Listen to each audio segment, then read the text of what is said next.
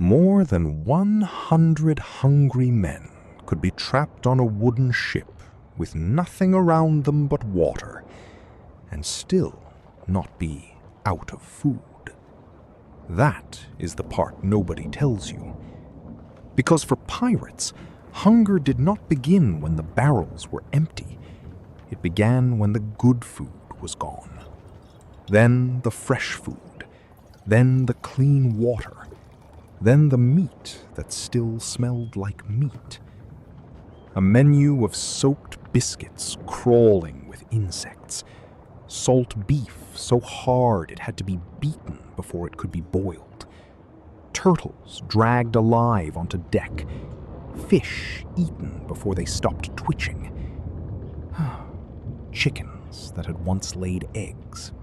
And if the voyage turned truly cursed, anything on board that could be chewed, boiled, softened, or stolen. But here is the strangest part. Pirates did not survive this by luck. They survived it with a system. A brutal, practical, floating system of rationing, voting, stealing, hunting, and watching every barrel like it was treasure.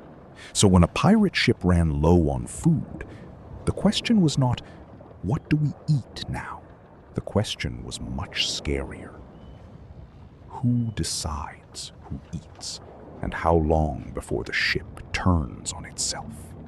Imagine the Caribbean sun beating down on a deck so hot it burns bare feet. The sails hang loose. No wind. No prize ships on the horizon. No island in sight. Below deck, the air is thick with rot, sweat, bilge water, and old salt meat. The cook opens a barrel. Inside, there is beef. At least, there used to be beef. Now it is gray, stiff, floating in brine. The smell rises like something dead waking up. A sailor turns away. Another laughs, because laughing is better than vomiting. The cook does not throw it away. He cannot. On a pirate ship, disgusting did not mean useless.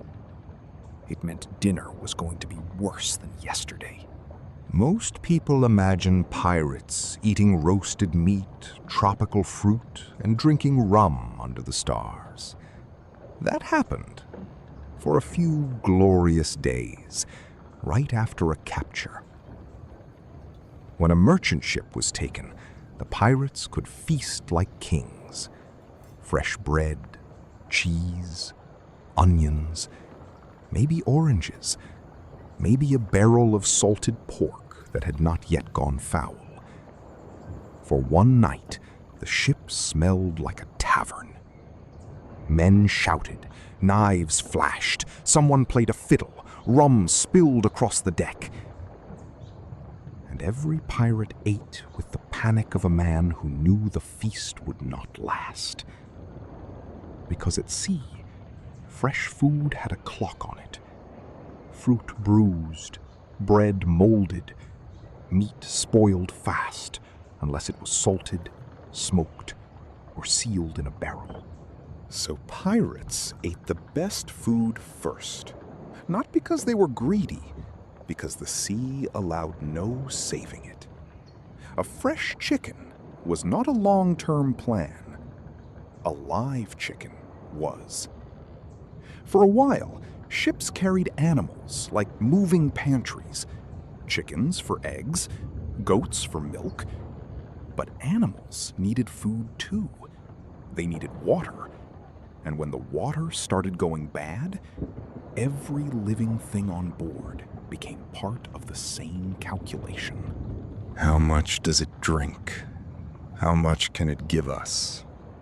And when is it worth more dead than alive? That was the first stage of running out, not starvation. Accounting. A pirate did not look at a chicken and see a chicken.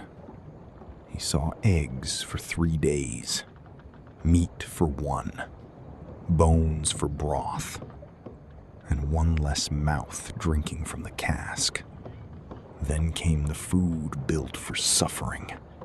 Ship's biscuit, hardtack, a square of flour, water, and misery. It was baked until almost all moisture was gone, because moisture meant mold. That made it last. That also made it nearly impossible to eat. A fresh biscuit could crack a tooth. An old biscuit could hold a colony. Weevils bored into it. Worms hid in the cracks. Men tapped biscuits on the table to shake the insects out. Or they ate them anyway, because insects were protein, and pride was not a ration. The biscuit was soaked in water, if the water was still drinkable. Soaked in beer, if there was beer. Soaked in rum, if someone was willing to waste rum. Sometimes it was cooked into a mush, a gray paste, warm, bland, and alive with whatever had survived inside it. That was pirate bread when food ran out. Not a loaf, not a meal, a tool. Something to fill the stomach long enough to keep a man pulling rope. Beside it came salt meat, salt beef, salt pork. Meat preserved so aggressively that it barely resembled food. But after weeks at sea, the fat went rancid, the fibers toughened, the smell became sour, metallic, and rotten. Still, it went into the pot. The goal was not flavor. The goal was to drag enough salt out of it that a man could swallow it without feeling his mouth turn to leather. Sometimes the meat was so hard, sailors called it salt horse. It could be carved, it could be shaved, it could be thrown against a table and not break. But in the world of hunger, toughness was a virtue. Soft food died quickly. Hard food lasted long enough to be hated. The pirate cook was one of the most important men on the ship. Not because he made good meals, because he turned almost dead provisions into something men could eat without mutiny. From his pot, he made the same miracle again and again. He made less look like more. Peas became thick soup. Oats became gruel. Bones became broth. And every ladle mattered. On a hungry ship, the pot was watched. Men knew who got the thicker scoop. They knew who received the chunk of meat. They knew when the captain ate better. And that was dangerous. Because pirate ships were not like naval ships. On a navy vessel, the captain ruled by law. On a pirate vessel, the captain ruled only as long as the crew allowed it. Food was politics. A hungry pirate was not just a hungry man. He was a voter with a knife. Many pirate crews sailed under written articles, rules agreed to by the men. When the food ran low, pirates did not simply wait for a captain to decide. They could vote. They could reduce rations. That sounds fair. It was also terrifying, because a vote to ration food was a public admission that the ship was in trouble. Picture the quartermaster standing near the mainmast. The men gathered around him, faces burned dark by sun, bellies already tight. Someone says the peas are nearly gone. Someone else says the beef will last 8 days. Then comes the vote. Not about treasure, about hunger. Half rations, or risk empty barrels.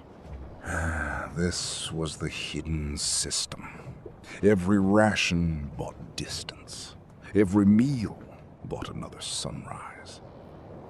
The best way to get food was not farming.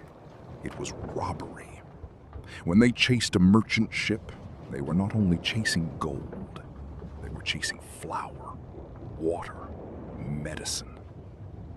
A barrel of biscuit might be worth more than a chest of coins if the crew had not eaten properly in 3 days. That is what pirate movies miss. Treasure could not be boiled. Gold could not stop scurvy. A pirate captain who captured food became popular. A pirate captain who missed chances became vulnerable. If he kept the ship hungry for too long, men could remove him, vote him out, abandon him, or worse. Pirate democracy was not soft. It was survival with teeth. When there were no ships to take, pirates hunted the sea itself. And in the Caribbean, one animal became legendary: the sea turtle. To a hungry crew, a turtle was not just meat. It was a floating barrel of food. They could be flipped onto their backs, kept alive on deck. Fresh meat that did not spoil immediately. This was not fine dining. It was the sea offering a pantry with flippers. And pirates took it. Then there was water. The quiet killer. Food could be stretched. Water could not. Barreled water went stale, then slimy, then foul. Sailors drank it anyway. Sometimes rain was caught from sails. Men opened their mouths to the sky when storms came. They licked wet rope. Rain could feel like rescue. But if the water ran low, the entire food system changed. Salt meat became a problem. It made thirst worse. A ship could have food in the hold and still feel doomed, because there was not enough clean water to make that food usable. As hunger deepened, meals became smaller and stranger. The good meat went first, then the bad meat, then the scraps, then the animals, then the crumbs at the bottom of the bag. Men chewed slowly, not because the food was rich, because chewing made it last. They sucked on biscuit until it softened. They watched each other eat. That is one of the darkest parts of hunger. It makes the eyes sharp. A man notices everything. A bigger piece, a hidden biscuit, someone stealing from the common store. And stealing food from the crew was not a small crime. At sea, theft could cost lives. Food theft could be punished brutally. Flogging, loss of shares, marooning. Marooning was not just execution. It was hunger turned into a sentence. No crew, no pot, no ration. Just sun, thirst, and whatever the island refused to give. That threat helped keep order when bellies were empty, because starving men do desperate things. They whisper at night. They dream of bread. They dream of oranges. And they wake up to biscuit dust and brine. Scurvy waited behind the hunger. At first, a man felt weak. Then his gums swelled. Old wounds opened. teeth loosened. The body seemed to rot while still alive. Pirates may not have understood vitamins, but they knew fresh food mattered. That is why a sack of limes could matter, why an island garden could feel like treasure. Compare this to the Navy. The Navy had a massive supply system. Pirates had no empire feeding them. Their system was more flexible and more fragile. They could feast on Monday and be desperate by the next week. There is a moment on a hungry ship when everyone becomes quiet. The jokes stop. The songs stop. Men conserve energy. A sail on the horizon becomes salvation or violence. Because a starving pirate crew was dangerous beyond imagination. They did not need a noble reason to attack. They needed water. They needed bread. A pirate boarding party could tear through a ship like wolves through a kitchen. They took chickens. They took cheese. They took the ship's cook if he was useful. Piracy was not only theft of wealth, it was theft of survival. So the real pirate diet was not rum and hardtack. That is too simple. It was a cycle. A feast stolen at cannon point. A ration cut by vote. A stew made from scraps. A turtle flipped under the sun. A barrel of water guarded like gold. And a crew trying to stay human while hunger made them suspicious of each other. Every meal was a decision. Every barrel was a countdown.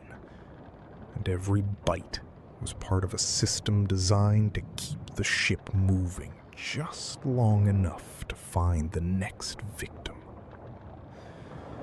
So the next time you picture a pirate raising a mug of rum, picture what might be in his other hand. A biscuit he had to soak because it could break his teeth. A strip of meat older than the voyage. Or a bowl of gray stew made from the last scraps in the galley. And ask yourself this. If you were trapped on that ship, with the barrels nearly empty and a sail appearing on the horizon, would you hope it was rescue or dinner? And if you want to know how bad life became when pirates ran out of clean water, well, that story is even darker.